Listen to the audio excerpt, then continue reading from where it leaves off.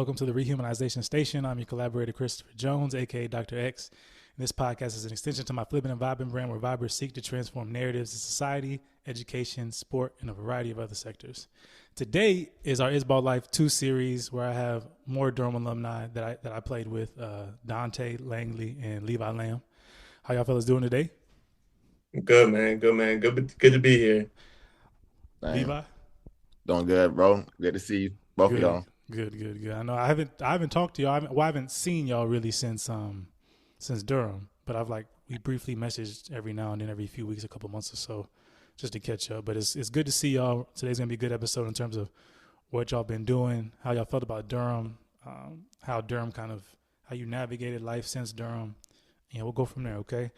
But I'll let y'all introduce yourselves because normally I introduce people, but I'll let y'all go ahead and do it yourselves. Can you kind of give us an idea of what you're doing right now, and then we'll go from there. Levi, you can start. All right. So you want me to say what I like from the jump, or just from Durham? We'll go ahead just from the jump. Like, where you from? Oh, okay. Just a little about your Uh, story. I'm from Atlanta, born and raised, the last of 8 kids. From my parents. Kind of grew up playing basketball and baseball. And then made a decision like my junior year in high school to stay with basketball because it was just made more sense. Mm-hmm. Uh, and then I went to Brevard College, in Asheville, North Carolina. They were we were D2, and then they lost money or something, and the president changed, so they went down to Division 3. So then I finished there. Didn't really think about playing like professional basketball like overseas and or even playing overseas period until like after my junior year, I had like a very good year. And then like my assistant coach and then a couple of people like contacted me. It was like, oh, like you have a chance. So I didn't really even think about even going overseas like or traveling or nothing until like late in my college career. And then Okay. I, You said you have 7 siblings, so there's 8 of y'all, seven, and you're the youngest. I'm the youngest. How was that? Is everyone are people athletes, or who's all athletes? Oh, they only person that's not an athlete is my sister. I have like all brothers and one sister, and like she just wasn't going, so like she didn't want to play any sports. But everyone else uh play basketball. Like all of them played in college except one, but they all play basketball. Okay. Like, and I'm like one of the shorter ones. I got all of them You're one of though. the shorter ones. But wait, how tall are you again? Like on paper 6'4", but on in real life like 6'2". Okay. But NBA size, you 6'5". NBA, Little yeah, six five. NBA Little six five. five. Yeah, 6'4", 6'5", but really like 6'2", 6'3". The rest I got brother 6'8", a brother like 6'5", 6'6". Like they all like pretty much taller. But it was chaotic for sure. Like Okay. All growing right. all them people in the house. That was All right. chaotic. All right. Thank you. And what about yourself, Dante? You give us a bit about your story, where you're coming from, Yeah, who so you were I born. grew up in a small town in New York called Schuylerville, upstate New York. Um, definitely an interesting time growing up there, but definitely enjoyed my time there, I would say. Then I went to SUNY Potsdam. Obviously, I played basketball my whole life. When I was younger, I played football as well. That was like my first sport growing up that I really started to be good at, but basketball was my first love. And then about like sophomore year of high school, I dropped football, just went, I'm just going to play basketball. Ended up going D3 to SUNY Potsdam. Did well there, had a good career there. Team didn't achieve as much as we wanted to, but we brought the team back to relevancy after like years of 1-24 records, all of those things. So as far as what we did accomplish, we felt like it was success, is a success. And then as far as the pro journey, it was kind of hit or miss there. Like I thought I could go pro. I always heard about going overseas, doing this, but like I never had anybody that I seen or was close to that actually did it. Mm-hmm. And I didn't really have any network or any like roadmap to what that really looked like. And so did like the Euro basket thing, did well there, but didn't get anything. And then It was like after COVID, I like submitted my film to Student Athlete Network, I think it is, where they give athletes, former college athletes, chance to go overseas and study, and then that kind of brings us to where we all met. Okay. Yeah, we'll get right into that now, actually. But first, what year did we play? What year were we? It was a 2022. Okay, 2021. 2021, 2022. Like we Yeah, finished in Okay, it was 22. because it was after lockdown. Another season Yeah. yeah, after lockdown, right? 2021. So we made it to the just for the listeners, we made it to the championship, but we lost to Newcastle University. That hurt my soul. word. And I'll be honest with you, I don't think because y'all know I kept pulling my hamstring. I Hmm. kept pulling both of them. Mm, I don't think I've sprinted since that season. Like no lie, I think dang. that has literally kind of, I would say, kind of short, like made me just stop. I haven't really been able to fully sprint because every time I would, like I would play a bit and then I just pull another one. So I've been, yeah. So I just kind of just took a break out off of basketball. But That's yeah, tough. that one hurt though, man. That one hurt because that was the I agree. that was Hell my yeah. last chance. But man, I know Dante you had a big run in the playoffs. Facts. Levi came through too. I know the game before. Who did we play the game before that? The semis.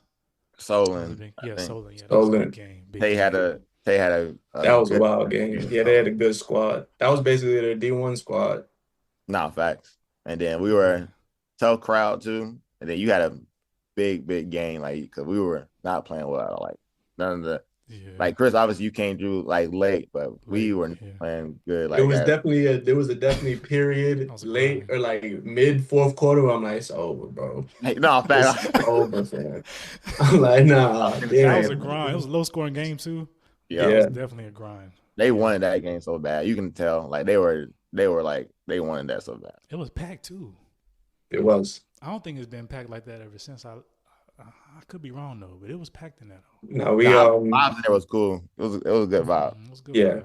Files was great in there for sure. Nah, but Good playoff game. yeah, but okay. But now speaking of Durham, I know y'all mentioned about like trying to play. We'll get more into like our season or us playing together. But in terms of when you graduated, right? You didn't really know what you were going to do. You tried to like look out for the pro stuff. How did you get to Durham? How did you find out about Durham? So You know, like my fault. So but like so when I graduated, it was like we were 3 months into 2020. It was like 3 months into COVID already. So like I had got an agent like literally right after the season, like in March. But then COVID hit. So the agent that I had, um, he wasn't good. Like to say, like he was a good agent. So he was okay, just like he was like, oh, like all the markets are like, he talked to me in April. He's like, all the markets are like kind of going down, and a lot of these leagues aren't playing. So I don't know if I'm gonna get you get you to a team. And I'm kind of like Dante was, where I didn't really have like a lot of people in front of me that like went the overseas route and like knew like what to do like after. So I mean, I had like all Americans that played on my team, like alumni, but they didn't even play overseas. They just stopped playing after college. So I didn't have no one like really to ask about. mm-hmm. So I was like, dang. I was like, dang. So I can't even go pro no more because of COVID. But then the student, not a student athlete, what's the junk called? Y'all know the other thing that they had is student athlete, and then there's another one. It's like on IG, isn't it? Yeah, it's like I, on I IG. forgot what it's I've called though. seen it before. I forget what it's called. I forgot what it was called. I'll probably remember it later. But they just DM'd me, and then I looked at it, and I was like, "Well, this is another opportunity." So I hit them back up, and literally the next, like in 2 days in, like WhatsApp me, and then that's how it happened. But like I had no thought process of even going to England. Like, I wanted like to play like in like Spain my first year or something, like something where I can like play EBA or something. But COVID hit, and I felt like I didn't have no other choice, so I just went to Durham. That's Is it the basically how that Student happened. Athlete Network? That's the I one didn't I go went that one, through. though. Oh, that's the one you went Yeah, through. that's the Okay. one I went through. Oh, play overseas. Then that's what's called. Play overseas. Yeah, Oh, play facts. Yeah, overseas. Okay. they're Okay. like Okay. white and blue, a white and blue logo. Okay. Dante, Yeah. would you say that's the same? Was similar or? So I'll say similar. So I graduated in 2019, and then after college, I followed like my degree. Ended up being like a personal trainer. Would try out for like the local teams, like TBL and all that. Ended up like practicing with some of the teams, and then COVID hit, and then Mm. really like everybody else, I was just trying to figure it out. Obviously, we're in lockdown for the longest, so nobody was doing nothing. But like in the fall, like I was just trying to figure it out. Like I ended up working on like trying to become a financial advisor. Ended up in like 20, the beginning of 2021, started working at State Farm. Like I was just, what I'm saying, just trying to figure out what I wanted to do after college because I didn't really know. Obviously, I couldn't really be a personal trainer, which was my other passion, Mm-hmm. but COVID kind of messed everything up there. And then I forgot that I did this, but I saw the Student Athlete Network page and submitted my film. Totally forgot that I did it. I don't even remember when I did it, but I remember that I did. And then that June, I get a random call. This team, Durham, wants you to come play. You get your master's, and they obviously laid out the whole situation. And like that, I was like, yeah, I'm doing it. Like that's my opportunity. Yeah, that's dope. I remember because I remember actually Ian was showing me y'all's film, and I was like, yeah, yeah, bring them. And but I was gonna ask because I see both of y'all kind of have like a certain response when y'all are talking about in terms of once you finish graduating, you kind of had there's this kind of these blurred lines in terms of this you didn't really know, Yeah. Yeah. right? Can you kind of like share how you felt at that time in terms of like yeah, For me, it was one of those periods where like trying to find myself, but I could tell looking back at that period, even physically, like from COVID to when I got the call to Durham, I didn't touch a basketball. I wasn't in the gym. So like I was out of shape, probably the heaviest I ever was, you know what I mean? Just wasn't in tune with myself. Like I was trying to figure everything out, but kind of left everything that made me me to the side and really trying to figure because I was like out of my element, you know what I mm-hmm. mean? Right, And so yeah, that was kind of at that moment I look back at it as kind of like a saving grace at that, you know what I mean? To get mm-hmm. that call at that point, because like I said, I was trying to do everything. I was like working at State Farm, trying to be like just trying to make shit shake, you know what I mean? Like, Mm-hmm. but yeah, it was definitely a downtime for me, I would say for sure. Before getting that call, between college and everything. Okay. How do you feel Nice. about that, Levi?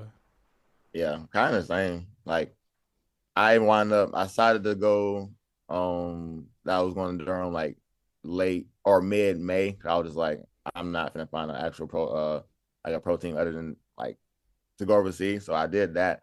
But like it was trash. Like I didn't think I was still gonna go, even though I said I was gonna go. I was like, COVID's gonna mess this up. And then I was just like, I feel like trash. Like I can't go in the gym, ain't been going nowhere. So I wound up going to Alaska, like with one of my ex teammates. So they were a little bit more open than the states were. Well, they are the states, but they were more open than like Georgia and like Florida or North Carolina. So I flew to Alaska. They had like a program league.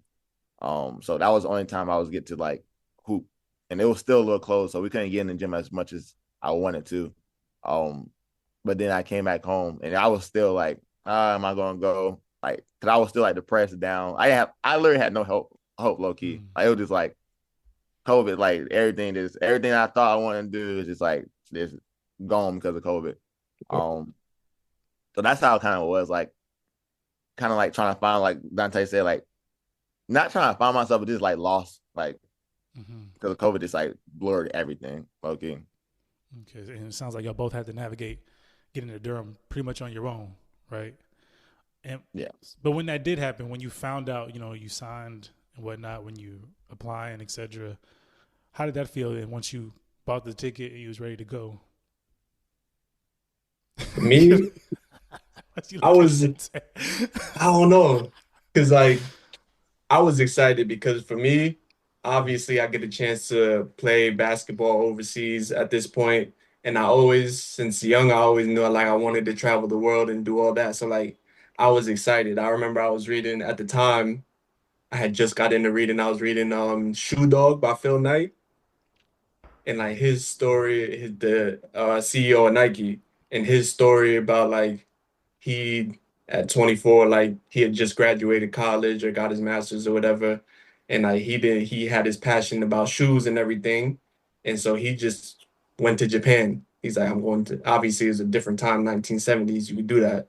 You know what I'm saying? Right. But he went to Japan, was there for like 6 months, was traveling the world doing all of it, but he was like making his dream come true. And then like I finished that book a week later, I get the call. So I'm like, it's got to be something in the air, you know what I mean? So like I was excited.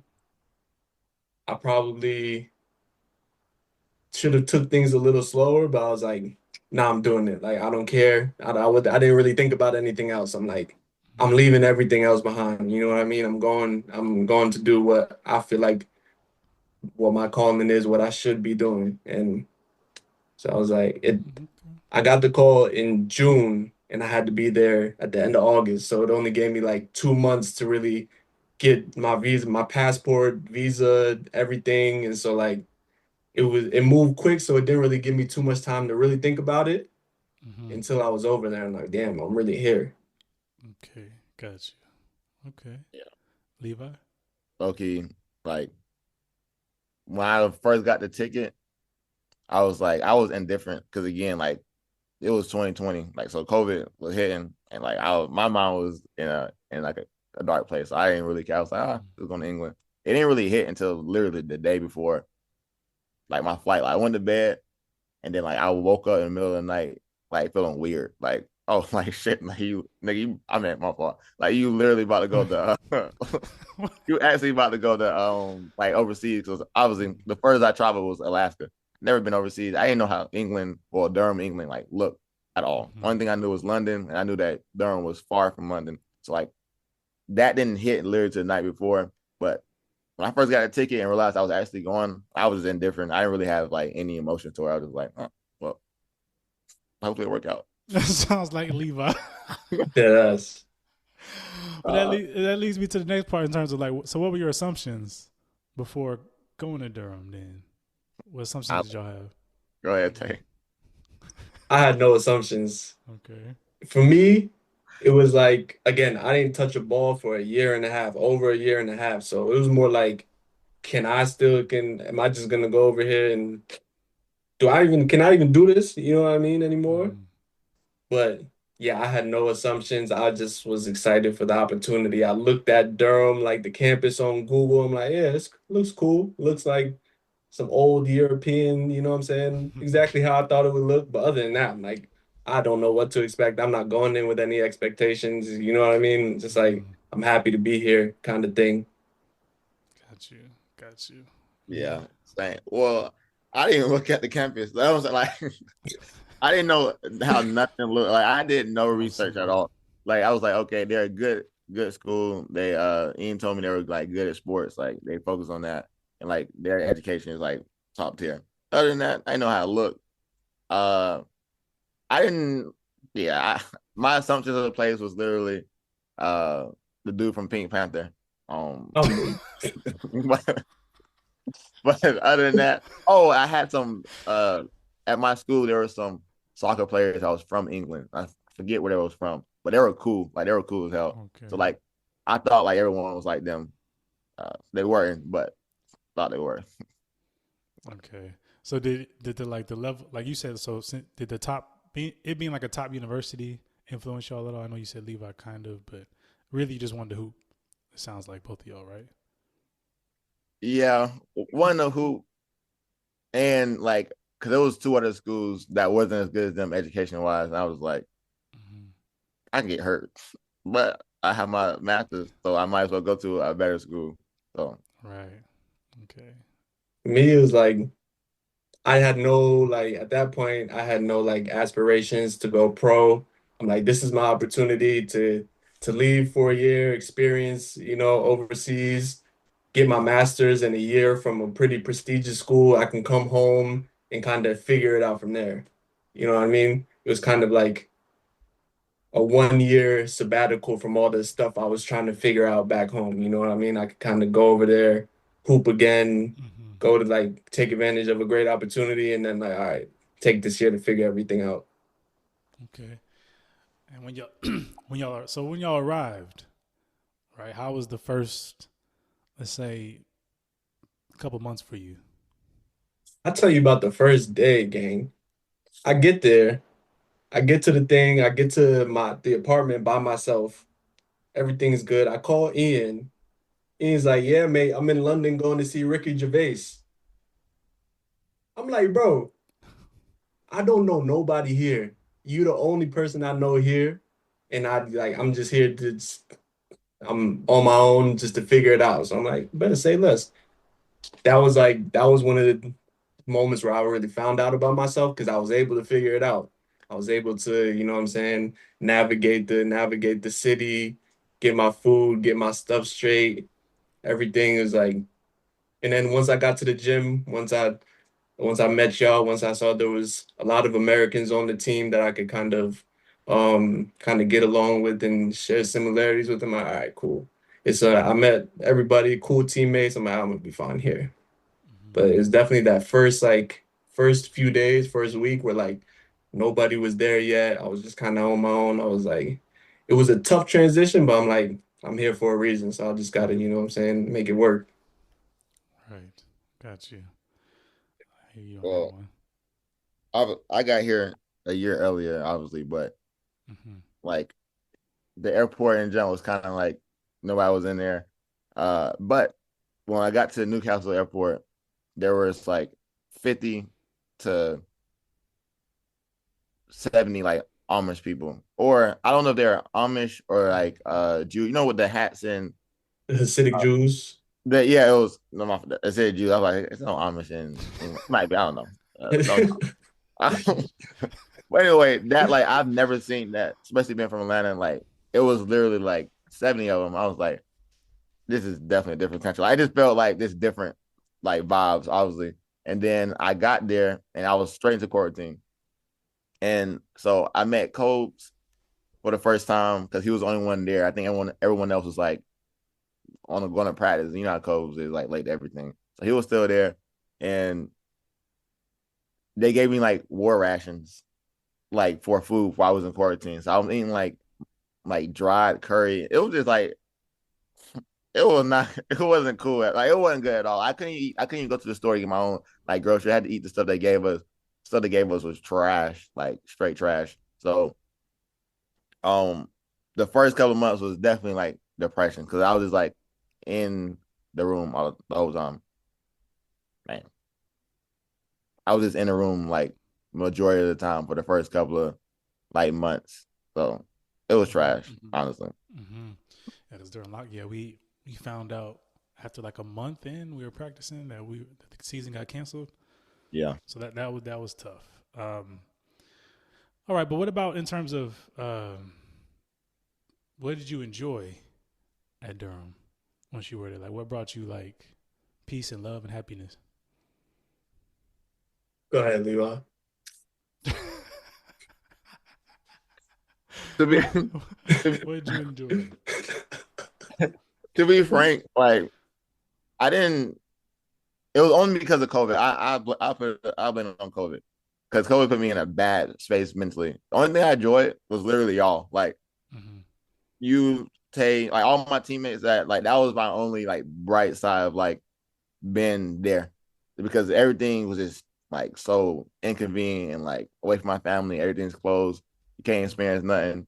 I'm in my room most of the time. Like so, like I didn't have any happy place, but like my teammates, like the Americans, and then obviously the people that's from there, um, like they were like cool. So like that was like the brightest spot. And then uh obviously the worst place to go when you're depressed is probably a country that just drinks all the time. So Mm. like like doing all that like drinking and that type of like lifestyle and those other little vices, like they did not help at all. But hanging out with like Tay, Coves, uh, Kieran, Denari, like Carl, all of them.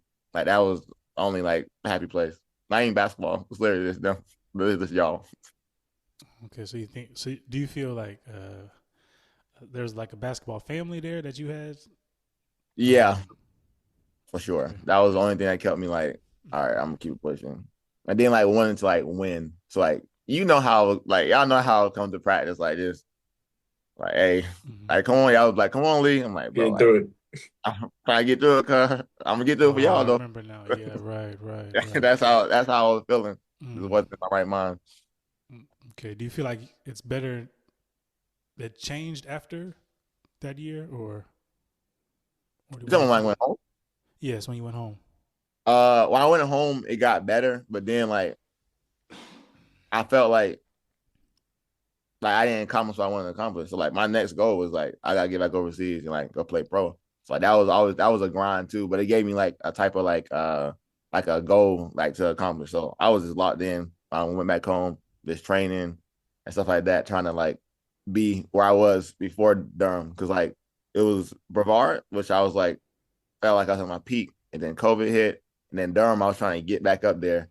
And then after I went home, I had to like work hard to get to like where I was a year and a half ago because like Hmm. depression of mother, you know, like it's 10 times worse than I ever thought it was. Like 10 times worse until I like experienced it like firsthand.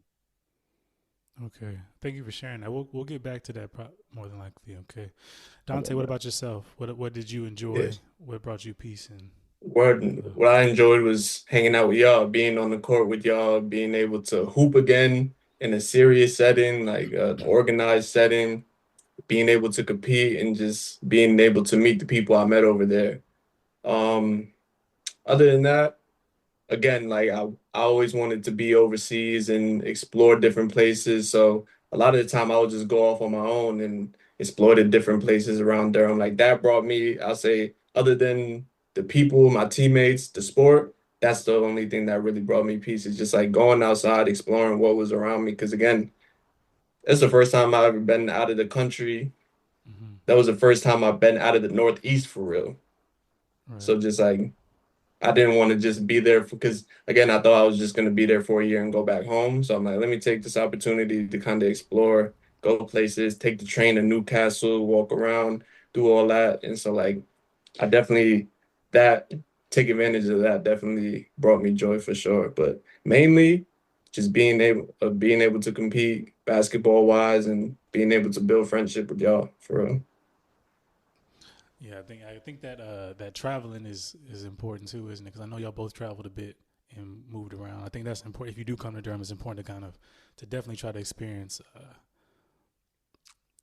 different countries if you can, because it is cheap. It's like it's cheaper. People don't realize how much cheaper it can be flying Yeah. if you have the resources of the money to fly, or if you're facts. depending on how you are about the environment. But in terms of going to you can be in a completely different country and it's way cheaper than going to like even the same city or same Hmm. state in America. Over So here, yeah. I think that's something important for people to know too. All right, yeah. So we were talking about like peace and love, but y'all both talked about basketball and basketball family. However, a lot of your time is doing the masters. So how were the classes? How was being in a whole different type of university climate? How was that for Hmm. you? I'm gonna be honest, for me, it was tough, and I definitely didn't take advantage of the educational opportunity then as much as I should have. Mm. I think looking back on it, it was even tougher to just coming out of COVID and like really trying to lock in on being in a master's program. I had never like experienced that type of kind of intense educational program like that. And so I guess I tried my best for the capacity I had at that time. And I made it work. But yeah, like I said, I definitely didn't take advantage of it as I should have, I guess. Hmm. It was more so I was using this as a tool to play basketball. Okay. I was learning at the same time, but if I really had locked in, definitely could have taken more from it than I did, I guess. Okay. And how do you feel about that, Levi? Yeah. How do you feel about? A small percentage of that, like for me, I agree. But the other part was like I didn't have any. I think I went to class like in person one time, and then everything got shut down. So everything was online. So Hmm. it was kind of hard trying to like navigate doing strictly online during COVID and like having the motivation of like doing all that crap, honestly. Because again, my mental space wasn't the best at Hmm. that time. I could have got more from it, but it wasn't that challenging. The challenging part was literally just like doing the work and like doing the readings and stuff. But I mean, I learned some stuff from it. Like, I mean, like I did. I learned like the dissertation. Okay. Like was Hmm. my dissertation was like challenging for me, but like it was a good challenge. It was like okay, I wanted to do that. I think you helped me. You gave me a couple of books like to read, like to help with my dissertation. I asked for like it was All like right. I didn't enjoy it, but like, it was cool. Like I'm glad that I was able to like complete the dissertation. And I was glad I was able to learn some of the like business things that was in some of the classes, but it was trash because it was COVID. So like I didn't get the full experience that I should have or could have got, but I could have got more out of it. Yeah. And to give more context, Levi started with me in 2019, and then we started practicing, and then COVID hit. No, then we went back to lockdown, didn't we? Right. No, I started in 2020, I but mean, yeah, 2020, yeah, 2020, and we went into the season got canceled. Like we were like a month in or whatever, a couple weeks right, in practicing, and then Levi stayed the next year, and then that's when Dante came, right? And then we had our Yeah. season, my last season, but our last season together at Durham was that year. Just to get more clarity for that. right. But okay, so how would you, if you could like tell people who are going to Durham, like what would you tell them to do differently? 'Cause I know Dante, you said you would maybe do some things differently, but what would you specifically do differently in terms of the educational side? I'll say just lock in more. Like for me, like I would just like lock in more. Go make sure because I went to majority of my classes, but I definitely wasn't going to all of my classes. I'll tell you that. Mm-hmm. Right. And so go to your classes, like really try to get something out of it. Because again, it's a pretty prestigious school that like what they're teaching you is valuable things. And even though I didn't take full advantage of the opportunity I had, I definitely walked away with a lot of knowledge on, I was a business management major. And Mm-hmm. so I definitely walked away with a lot of knowledge on how to get into that space if I want to start a business. And I carry that with me. So I definitely didn't leave with nothing, but I could have left with a lot more if I just took it more seriously and understood the opportunity I had at hand, I would say. Mm-hmm. Okay.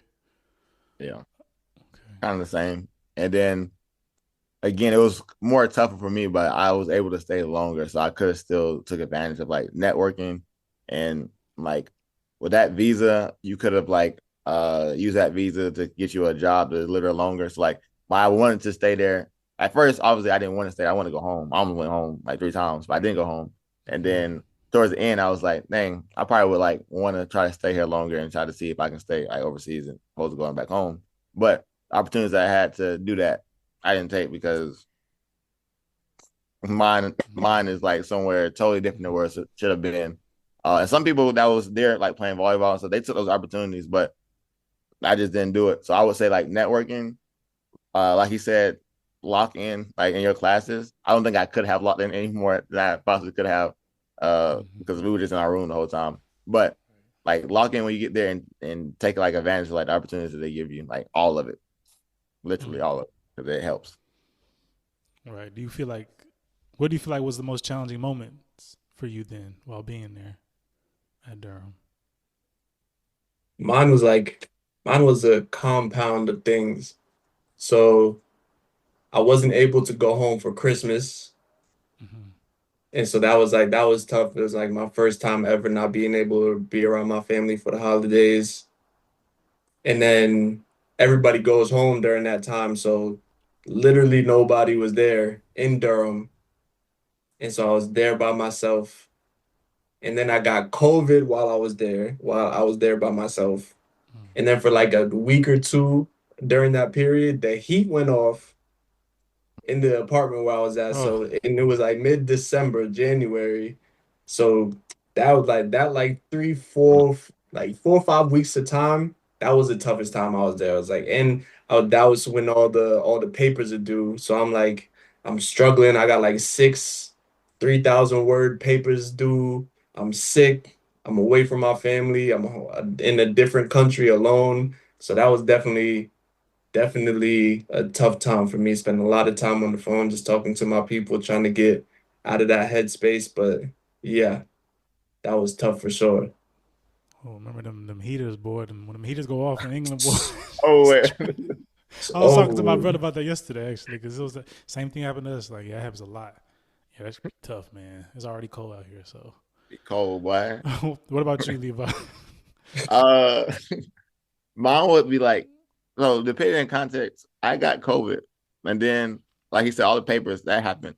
And that wasn't like the most difficult part. Like COVID was trash for sure because I lost my like taste and smell for like a month. But like all of like growing up, especially like in our community, like in the States as a black person, like sports is your whole identity. Like not Yeah. school, for the most part, it's basketball or football, whatever.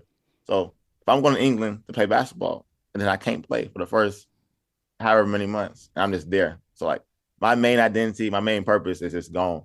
And then when I finally get to play, I'm not the person that I thought I was, or that I was because of I couldn't train, I couldn't play as much as Yeah. I just couldn't be the same person I was like going to it. It's not possible if you haven't been like training like you used to.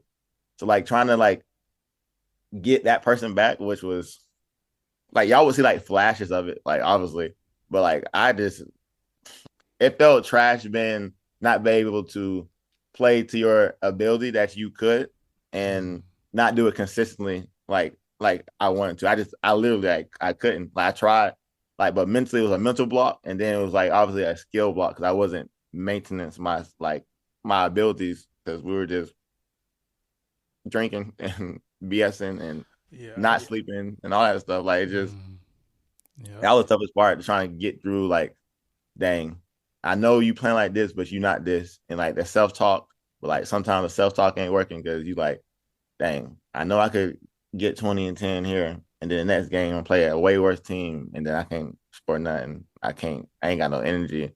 It was just trash. That was the most trashiest part. Like Mm. literally the mental part of like the basketball in that moment of time.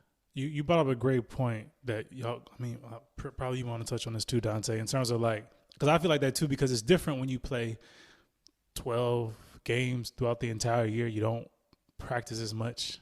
You may not Right. feel as like comfortable unless you're playing in another league. Like at the same time, like on the Mm-hmm. weekends, it can be really challenging to find your game yourself. Like like getting comfortable. How do you feel Right. about that, Dante? Because it's like literally not as many games and you don't practice as much, and it's just a bit different yeah. than It being was in a roller coaster because I hadn't played in a year and a half. I ain't picked up a basketball in a year and a half. I had 8 weeks to kind of get myself prepared, and then I was there. And then I felt like I was playing well again. Like Levi was saying, like, I'm playing well, but I know I'm not playing to my abilities. And then the first game, what was the first game? First game we played Loughborough, and I had 20 basically off the couch. And I'm like, you know what? Maybe I could do this. Like maybe we still here. And then but then it comes when you're not really prepared, it becomes a consistency thing. I get 20 this game, and then I have nine shooting 30% the next game, and then it's just like it's a roller coaster. It was a roller coaster of a season, but again, we had a great team, and so like I was able to kind of be backed by y'all a lot and but just like knowing you're capable of much more, especially on a consistent night to night basis, and not being able to give that, and knowing like you're not in like your peak form is like definitely like Lee said, it's definitely tough mentally, but I'll say the success of the team definitely helped kind of ease that a little bit. I would Facts. say Yeah, that's a good for point. sure. Because in the last episode, my brother Charlton and Adrian were talking about this. What would you do differently then? Because we talked about a lot about the gym and access, and you can't really access. Like, so No. what did y'all do, or did y'all do anything in terms of just trying to stay consistent with being in shape and being able to keep your game going in a consistent way, at least in the second half of the season? Man, the I can't even go to the second half before I go to the first half. Yeah, go ahead first there. the first half, like, and I give Kobe like Jacoby Bonner like all the props in the world, Yeah. like because he was going through it, but his mental like resilience was this right there. He'll be outside. You hear him outside is bouncing in the dark, in the cold, with gloves on, bouncing. He'll be out at the park. The park's like a 15-minute walk. He'd be doing form shots in the dark, hitting the side. Like he was doing work. I would go to the court like in the middle of the day if I was up in the middle of the day and like try to put up shots and do drills. I would try to run. I remember I tried to run from where we stayed at, I forgot the name of the place, all the way like 2 miles. I literally almost died. Like I almost literally died trying to run. I was thinking I was half a mile in and like I felt like death. Like it was cold at night and I was completely hot. Like I couldn't do nothing. Like I just felt like trash. So me trying to work out and like not sticking in like through when everything was closed definitely like hit. But the second part when Dante and them came, like obviously the gym was open, but we still didn't have access. So like I was able to get a little better, but my conditioning was trash. My sleep was still trash. Like the preparation was just like there was none. So like trying to book a gym, like trying to book you can try, but you're still not going to get everything out of that you like want to. That's why like again like Jacoby like he was doing that stuff like on his own. He coped in different ways, but he was on it so he can stay close to his peak stuff. I literally didn't have the mental strength to do it. Yeah. I literally could not do it. Like playing 20-minute games. I mean playing 40-minute games on 2 hours of sleep and not really eating. Like it was crazy. I don't know how I did it honestly. How do you feel about that, Dante? What about you? Nah, it's like it's the same. Like as far as you, the only way you're gonna get your work in is the way Kobe was getting his work in is doing basically the extra mile, and that's the only way you could get your regular amount of work in. Because y'all know how it is in England. You come to maybe the court's free for a little bit, and then they kicking you out for badminton. Take Yeah. Take a me break. like 15 minutes of workout in and then it's over. Now I gotta walk 20 minutes back. Most of the time I'm walking to the gym to see if it's open. It's not open, then I gotta walk back. You know what I'm saying? An hour here and there. Like nah. So a lot of the times, once I found out that's how it was, I'm like, I'm not even gonna go because it's not gonna be open anyway. Mm-hmm. So and then the outside like infrastructure as far as basketball courts in England is so whack. So whack. Like you can't even find a court that's serviceable most of the times. Mm. And so I wouldn't say I use that as an excuse because I tried. I tried. I'm one of those guys that's like I'm trying to get my work in. Like I'm gonna find a way, but I tried. I say the only thing I could definitely have done better is took advantage of the weight room a little bit more. They definitely had um, a good weight room there. You could access it anytime you wanted. So I could have done that better, got in a little bit more physical shape. But as far as like working on the skill, doing that, being in the gym, like on the court, it was just tough. It's tough in that environment. Yeah, you definitely. There's a level of perseverance you got to go through, and we'll get into that towards the end because we're almost at the end. But I think, yeah, you're right because it is cold too outside. It's like Yeah. really cold. So even there's courts, but it's cold. So, but what about? And so you talked about challenging moments and what you enjoy. But what do you think was a turning point for you at Durham, if you can think of anything? Like in a positive or negative? A positive. We gonna Oh, okay. or whatever comes to mind. Like just be real with it. Just I'll let Tay go first. I think. For me, I'll say it was that time. It was like the time period in December and January. And because not only was all that was going on, what I was explaining earlier, we had took that tough ass loss to Newcastle, and I mm, had to sit with that the whole month and a half until we played again. right. So that like, and we fake got embarrassed that game. Like that was one of the games where I was like, damn, we dead ass got embarrassed. And so like having to sit with that and being a competitor, I just knew we had to come back different. I had to come back different. And so that playoff run you mentioned earlier, like that was a big result of that. Like I really started locking in like 3, 4 months before getting to Durham. I had really like taken up meditation and like working on my mental and doing all that stuff. And so like during that time when I was having a tough time, I locked in on that. And so just like toughen, hardening myself mentally during that time period really like helped me flip the switch and be like, all right, focus, because you can really do this. You are basically off the couch, averaging 15, obviously getting like 20, getting your 20-point games here and there. It's not consistent, but like you can do this. So do it. Let's make this let's make this into something that could, you know what I'm saying, change your life. And so that was kind of my turning point. It kind of all came from negative stuff, but it definitely turned out positive for sure. All right. Okay. Yeah, it was good because I was thinking because I remember I was telling y'all like, 'cause remember I was on one leg, so I was like, I'm gonna need Yeah. y'all, man. I'm gonna need y'all. Word. And y'all was I, coming off. I was playing literally on one leg for the whole 2, 3 months. that's So crazy. yeah, but that was an amazing time. I tell you. Yeah, I was gonna think about that too. You did definitely shift a lot, and I think that kind of I won't say transcended or surged you into to where you are now. I would say I For would argue sure. that too. For What about you, sure. Levi?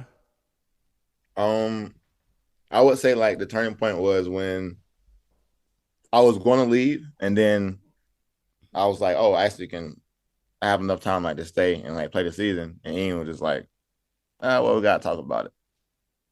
But it made sense because obviously we didn't get in the gym at all before like Dante and them came. But the few times we did, I did not seem like someone that was like gonna be dedicated or like even interested in basketball. Like I was so like nihilistic and like this like F it type personality that Ian was like, I don't know if I even want this type of dude on my team. But that's not me. That's not my normal self, like basketball wise. So I had to kind of like shift back to how I normally was, like in college. Like I had to lead my I had to lead my college team for 2.5 years. So like I couldn't act like that. So the fact that I was acting like that there, I was like, nah, you don't have to do like a mental shift. You don't have to meditate. You don't have to journal something to get your mind like back, kind of shifting. You ain't gonna get perfectly back, but kind of shift it back to where you used to be mentally, so you won't be all like this a bad aura on the team type. So I had to shift. When we had that talk and he was like, "Hey, you're gonna have to do this and this and this," I was like, "That's a fact." So it was like no argument. Like, yeah, I know. Like I've been tweaking. So I kind of turned there. That was my turn point. And then the second one was like, I feel like I let us down, especially like during that last championship game. Like I played well. I think I had like a double, but like I could have did way better, but I wasn't prepared. So like from there to now, I was like, I'm never gonna play on a team where I'm not prepared enough. Like, so I'm not letting my team down. Type. So that was another like turning point. So I was kind of like two. Oh man, we wouldn't have been there without you. So, Hey, Word. but that's why we love you, man. Because I mean, just feeling that certain way because you wanted to win, right? And I was gonna say like, uh, Dante, if you want to add to this really quickly, then we'll get to like the last two questions. But I was gonna ask actually.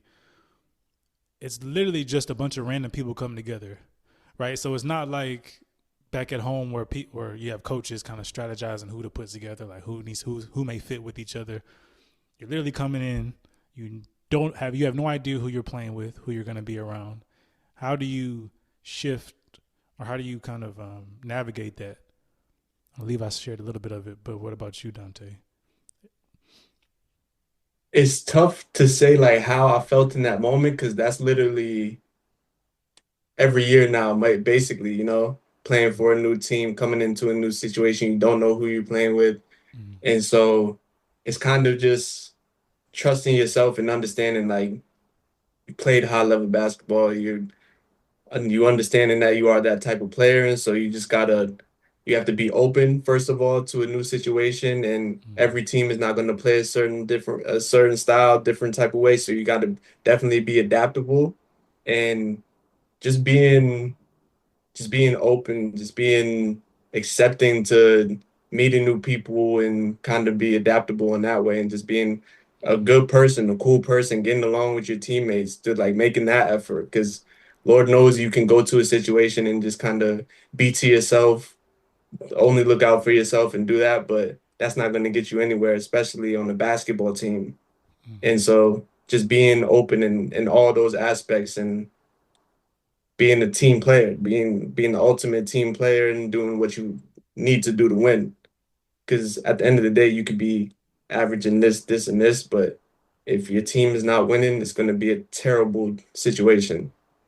But Facts. if you're winning, winning cures all. You know what I'm Facts. saying? Winning cures all. So even if you're in a bad situation, you guys are winning, it's going to feel a lot better. Facts. That's a good point too. That's why I try to tell everybody too. When as soon as they get touchdown, it's not. It's about we, not me, right? It's all about Yeah. winning in Durham for real. Now, y'all talked about a lot about your experiences, about why you went to Durham, what you've learned from Durham. How has your experiences at Durham shaped who you are today and what you're doing today? For me, we kind of touched on it already. Like I made that mental shift like the second half of the year in Durham, and I've all my life I've kind of battled with like with the self-talk, with the positive versus negative and kind of getting down on myself. And so like really locking in that time period, obviously I'm light years ahead of where I was at that point today, but just really making that effort to be conscious about it. It's kind of started me on that effort and it resulted in me having the playoff run we talked about, the that semifinal game. I got the call right after to the off like right after the game. I got out of the locker room.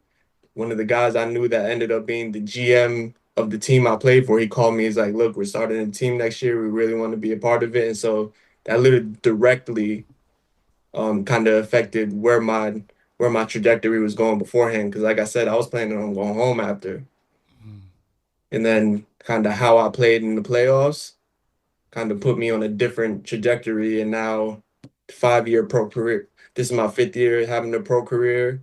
And it's just like, I'm thankful for that moment. I'm thankful for those negative moments that kind of put me in a space to be like, I got to change something mm-hmm. that allowed me to do those things that I did and allowed me to be here. Right.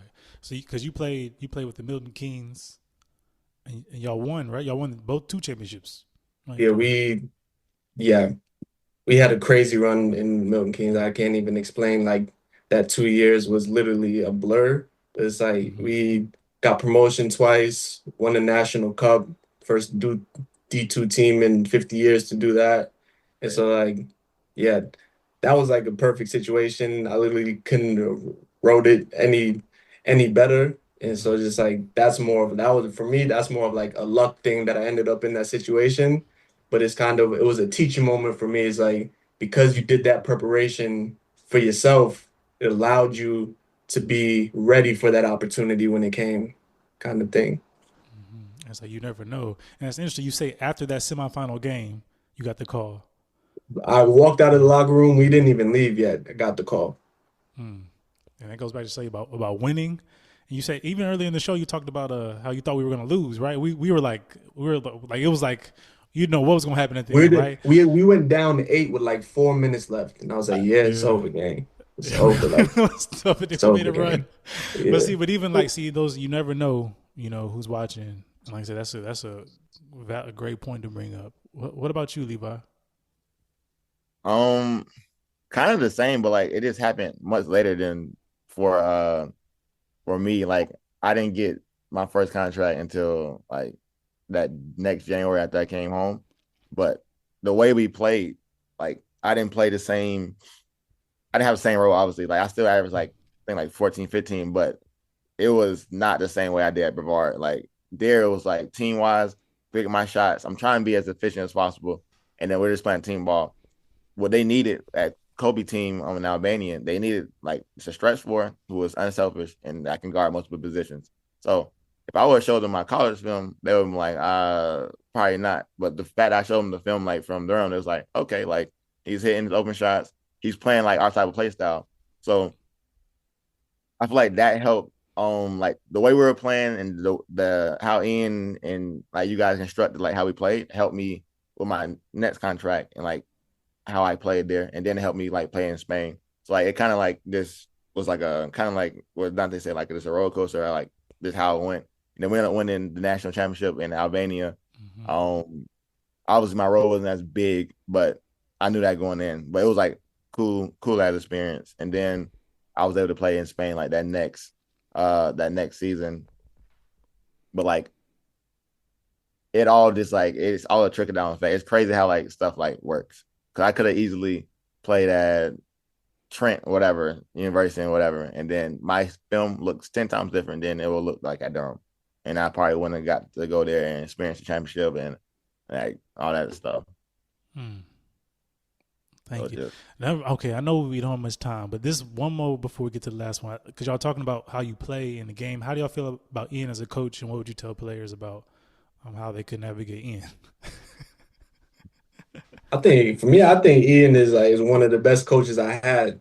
Like I know I only played for him for a year, and it was 4 years ago at this point. But like I always say, like I definitely like for sure I will always say Ian is one of the best coaches I had. I can't even tell you like specifically basketball X's and O's wise. I couldn't tell you. You know what I mean? It's just the way he is as a person, and he's gonna hold you accountable, and he knows what you're capable of, and he's gonna get that out of you. Yeah, I feel you. It's And hard. he's gonna be hard on you, and a lot of people can't take it. all right. But you need to be able just to be a basketball player, sports at the pro athlete in general. You need to be able to take that tough criticism because they're only trying to get the maximum potential out of you. Hmm. And so I always give credit to Ian. I'm like, we definitely wouldn't have been the team we were if it wasn't for him, for sure. Hmm. All Levi. right. Same. We talked about it. Me and Tay talked about it like a couple months ago or a few months ago. Like Ian is definitely like top 3 or 4 coaches I ever had. Like he said, like Tay said, like he holds you accountable, and then like he's like a stern like coach, but like he knows like how to use it. Like he wasn't always just like but he knew like at certain times like, hey, like I'm not gonna allow this. Like you can't do this. Like he was real like he showed like strength, like as a coach, which a lot of coaches don't. They kind of like let their players just like, like what do you want to do? Like, nah, he was like, you gonna do this? If not, you can go f off. Like, which is needed. Like, we need that for sure. Different personalities on our team, like different skills. Like, we need that type of like strength and sternness, like from a coach. Like, I love him as a coach. I text him when I got my first contract, first person I text. So Mm. Yeah, and it's tough too because it's just him yeah, as Yeah. well, right? And you like you said, and that's the thing you talked about accountability. It's very hard to hold people accountable at Durham because there's not many people on the team. A certain amount of players are going to get a certain amount of minutes, and it's right. hard to like really control that. But sometimes Ian's just like, oh, whatever, get on the bench. Like he won't, you know what I'm saying? Regardless, like Yeah. we'll figure it out. So yeah, that accountability is huge. Whew. All right, how y'all feeling now? We're Good. at the Feel end. good. Yeah, It's a good. good convo. Yeah, yeah. Right. Good convo. Yeah, I do appreciate y'all being on. Sharing your experiences. Some of your experiences. We could do this again. To be honest, we could talk about other things. But For sure. now we're at the end, all right? And I just, like I said, I appreciate y'all coming on. I appreciate y'all sharing your story. A lot of it was around just how you navigated Durham, how you kind of um, used your own resiliency to get to where you're at now, right? To get to Durham, you had positive, negative experience at Durham, but you took those experiences and you've learned from them and you've grown and you've allowed that experience, that one experience out of many experiences to kind of help you navigate life now and it's kind of shaped where you are now, right? And basketball has a lot to do with that, right? But obviously in the show, we flip the script. We ask ourselves, okay, I'll start with you, Dante. Is ball life? I struggle with that question sometimes because it's like you said, basketball has gotten me to where I am today. But there's this thing that me and my dad always talked about is using basketball as a vehicle to get to other places. Mm. So using basketball to get my master's, using basketball to network and travel the world and do all these other things. I never would have met half the people that I'm closest to now if it wasn't for basketball. So maybe it's not necessarily using basketball, but understanding that basketball opens the door to 1,000 million other things. And so I guess the statement is basketball life. No, but it can create your life if you use it correctly. Mm-hmm. You know what I mean? Yeah, I hear you. It's powerful. Because to me, basketball has literally gave me everything that I got right now. Like I'm so grateful to the sport because I said I've met amazing people, done amazing things, went to amazing places, all the experiences I've ever had, like mostly is because of basketball. So I can never like kind of downplay and say no, ball isn't life, but it's like there's a lot more to life, but basketball can give you that if you go about it correctly. Mm. Yeah, I hear you on that one. What about you, Levi? Is ball Um, life? shoot, like it's just like Dante, we think about that a lot also, but I would say that ball teaches you about life. Like that's not just basketball, like any sport really teaches you like about life and how to react and respond to like tough situations. So like and so ball is life low key. Cause like this whole life we live is like a game. You gotta realize how to play and how to uh be strategic about how to deal with certain situations.